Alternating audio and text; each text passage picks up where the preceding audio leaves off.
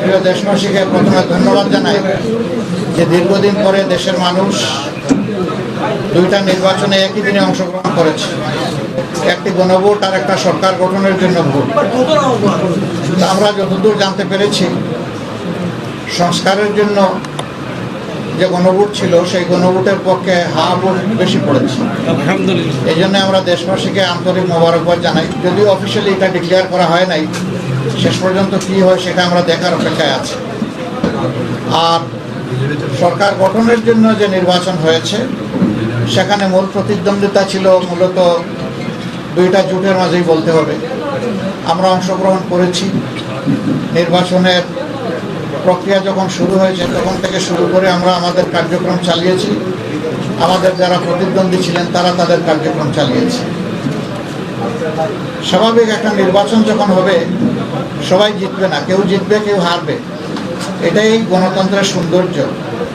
আমাদের দেশে কিছু সংস্কৃতি আছে, আমরা এই সংস্কৃতিকে পাল্টানোর পক্ষে। তবে আমাদের কিছু অবজারভেশন আছে, সেই অবজারভেশনগুলো আমরা জাতির সামনে তুলে ধরার পর যাতে ভবিষ্যতে একই অন্যায়ের বা সীমালঙ্ঘনের পুনরাবৃত্তি না ঘটে। বেশ কিছু ঘটনা ঘটেছে, আমরা এগুলা কম্পাইল করছি। আমরা আমাদের পরিসরে আবার বসবো। আজকে তো এই পরিসরে আমাদের বিস্তারিত আলোচনার সুযোগ ছিল না, কারণ এখন পর্যন্ত বেশ কিছু আসনে আমাদের জানা মতো আমরা এগিয়ে আছি এবং গণনাও কমপ্লিট।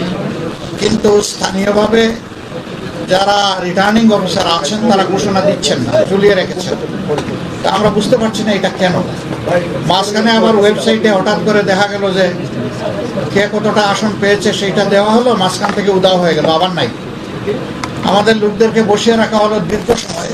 এই একটু আগে ওনারা একদম প্রথম পর্যায়ে 10টা 12টা কেন্দ্রের যে ফলাফল সেগুলা ঘোষণা করা শুরু করেছে, সেটা আবার বেসরকারি।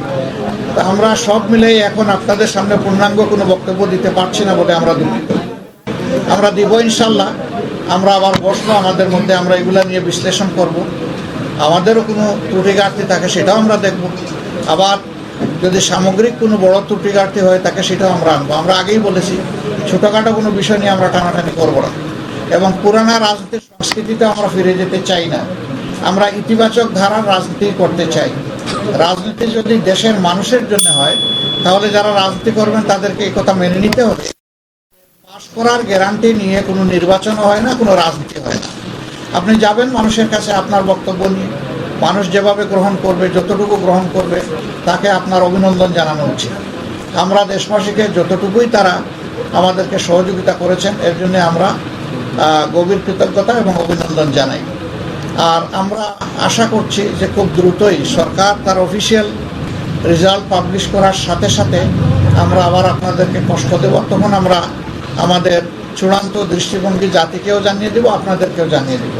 তবে আপনারা আশ্বস্ত থাকতে পারেন যে আমাদের দৃষ্টিভঙ্গি হবে ইতিবাচক ধারার রাজনীতি, কল্যাণ ধারার রাজনীতি, মানুষের জন্য রাজনীতি, দলের জন্য রাজনীতি নয়।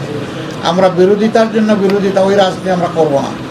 আমরা কোরআনের একটা মূলনীতি আছে, তাওয়ানু আলাল বিররি ওয়াত তাকওয়া ওয়ালা তাওয়ানু আলাল ইসমি ওয়াল উদওয়ান, যে তোমরা ভালো কাজে সহযোগিতা করো, আর কাজটা যদি মন্দ হয়, অকল্যাণকর হয়, তাহলে তোমরা তার বিরোধিতা করো অথবা তোমরা সহযোগিতা থেকে বিরত থাকো।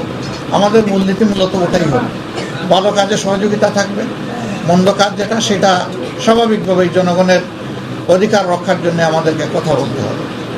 আর আমরা আশা করছি যে বিস্তারিত খুঁটিনাটি বিষয়গুলো আমরা কালকের মধ্যে বা পরশু দিনের মধ্যে হয়তো বা পেয়ে যাব।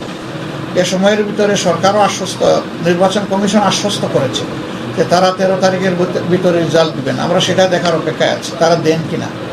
যদি দিয়ে থাকেন ভালো, না দিয়ে থাকলে আমরা সঙ্গত সীমা পর্যন্ত অপেক্ষা করব। কিন্তু এই যে কিছু আসনে ইঁদুর বিড়াল খেলা, এমনকি ঢাকা 8 আসন এখনো ঝুলে থাকবে কেন, সেখানে কি হচ্ছে এটা আপনারা সাংবাদিকরা জানেন। এই বিষয়গুলো কিন্তু সুস্থ ধারার রাজনীতির পরিচয় বহন করে না, এগুলো অসুস্থ ধারার রাজনীতি। তো সেই বিষয়গুলো আমরা বিবেচনায় নিব, জাতিকে আমরা যতটুকু জানানো দরকার মনে করব জানাবো, যাতে ভবিষ্যতে একই মন্দ কাজের চর্চা অথবা ধারাবাহিকতা না থাকে। আপনাদেরকে ধন্যবাদ সবাইকে, কষ্ট করে আপনারা এসেছেন। আমরা একসাথেই কাজ করব, আপনাদের সাথে আমরা আছি, আমাদের সাথে আপনারা থাকবেন। দেশবাসীর সাথে আমরা সবাই থাকবো। সবাইকে ধন্যবাদ। আসসালামু আলাইকুম। এখন পর্যন্ত আপনারা কতটি আসনের খবর পেয়েছেন যে আপনারা জয়ী হয়েছেন? আমরা খুব নিতে চাচ্ছি না, এই কারণে রাত তো অনেক হয়ে গেছে, আর এখন তো ফাইনাল কিছু বলতেও পারবো না। যেমন এক ভাই প্রশ্ন করেছেন যে কতটা আসনে আমরা এখন পর্যন্ত বিজয়ী হয়েছি, এটার তো কোনো সঠিক উত্তর নাই আমাদের কাছে, কারণ বেশ কিছু আসন ঝুলিয়ে রাখা হয়েছে। আমরা নিশ্চিত আমাদের বুথ ফেরত যে সিট এসেছে আমাদের কাছে, সাইন করা সিট, সেখানে আমরা দেখতেছি যে আমরা এগিয়ে আছি, কিন্তু এইটা নিয়েও ওখানে লোকালি বিভিন্ন তালবাহানা করা হচ্ছে। বলা হচ্ছে যে পোস্টাল ব্যালট মিলেই একটু দেখতে হবে, আর একটু এই আছে ওই আছে, এই ওইটা কি, এইটা আমরা বুঝতে পারছি না সব জায়গায়। তো এই ওইর বাইরে এসে আমাদেরকে একটা ক্লিয়ার মেসেজ দিলেই আমরা তখন বলতে পারবো যে আমাদের অবস্থানটা কি। আপনারা কি কোনো কারচুপির আশঙ্কা করছেন বা সন্দেহ করছেন কিনা? ইঞ্জিনিয়ারিং যে অনেক একটা কিছু কথা তো চলছে, হয়েছে, অনেক কিছু হয়েছে, কিন্তু এখনই আমরা এই ব্যাপারে কোনো কিছু বলতে চাচ্ছি না। আমরা বলেছি যে সব কিছু ফাইনাল যখন আমাদের হাতে এসে যাবে, আমরা বসে সব দিকের তথ্য নিয়ে সব দল, যারা আমরা 11 দল আছি তাদের নেতৃবৃন্দ আমরা বসবো, বসে সব তথ্য কম্পাইল করে আপনাদের সামনে আনবো। আপনি ইতিবাচক ভাবে নেওয়ার কথা বলেছেন, যদি নির্বাচন কমিশন যে ফল ঘোষণা করবে আপনারা সেটা মেনে নেবেন কিনা? আপনি আমার ইতিবাচক দ্বারা রাজনীতি থেকে যে মেসেজ নিতে চান সেটাই আমাদের মেসেজ। ভাই, আপনি বলছিলেন যে অনেক জায়গায় যে গণনা করা হচ্ছে, হুট করে আপডেট আসা বন্ধ হয়ে গেছে। বন্ধ হয়ে গেছে। এইটা আসলে আপনি কি কাউকে দায়ী? আমরা তো এটা অবশ্যই কেউ না কেউ এটার জন্য দায়ী হবে, এই জন্য আমাদের এইগুলো আরো জানতে হবে, চেক করতে হবে। তখনই আপনাদের সামনে কনফার্ম না হয়ে একটা কথা আমি বাতাসে ছেড়ে দিলাম, পরে দায়িত্ব আমার উপরে আসবে, আমরা ওটা চাচ্ছি না। আচ্ছা, পেজে যে ফলাফলটা আসতেছে এইটা আসলে কতটুকু? কোন পেজে? জামাত ইসলামের যে অফিসিয়াল ফেসবুক পেজে। এটা আমরা যা পেয়েছি তা বলতেছি। এখন এইটা তার ভিত্তিতে ফলাফল, এটা চূড়ান্ত এটা বলা যাবে না, এটা জাস্ট একটা আপডেট, আর কিছু না। নাহিদ ভাইয়ের ব্যাপারে কি কোনো আপডেট এসেছে? যদিও নাহিদ ভাইয়ের ব্যাপারে আসিফ মাহমুদ সজীব ভাই অলরেডি তার ফেসবুকে পোস্ট করেছেন যে উনি বিজয়ী হয়েছেন, বাট অফিসিয়ালি কোনো অফিসিয়াল তো কারোটাই আসেনি, না, বেসরকারি অফিসিয়াল ফলাফলটা এখনো ঘোষণা করা হয়নি। এখন রিটার্নিং অফিসাররা যেটা করতেছেন এটা কিন্তু অফিসিয়াল না, অফিসিয়াল হবে যখন গেজেট আকারে প্রকাশ হবে। এখন যেটা এটা জাস্ট নন অফিসিয়াল প্রাইমারি রেজাল্ট, কিন্তু এটাই শেষ পর্যন্ত অফিসিয়াল হয়। তো সেটা হয়েছে কি কেন্দ্র থেকে যে তথ্য আসছে সেই অনুযায়ী আমরা বলেছি। কিন্তু আপনারা পরবর্তীতে যে আসলে মতামত দিবেন সেই সময়ে যদি মানে অনেকগুলো আপনাদের সাথে অসঙ্গতি থাকে, তখন কি বলে আদৌ কি কোনো লাভ হবে কিনা? মানে লাভ লসের ব্যাপার না, আমরা তো সত্যটা তুলে ধরবো, এবং তখন ওনাদের ফল ঘোষণাই কিন্তু চূড়ান্ত হবে না, তখন আমাদেরকে অন্য দায়িত্ব আমাদের উপর পড়ে যাবে, ওইটা আমাদেরকে করতে হবে। তো আমরা চাই না এটা, আমরা চাই জনগণের রায়ে যেটাই হোক এটা যেন সঠিক।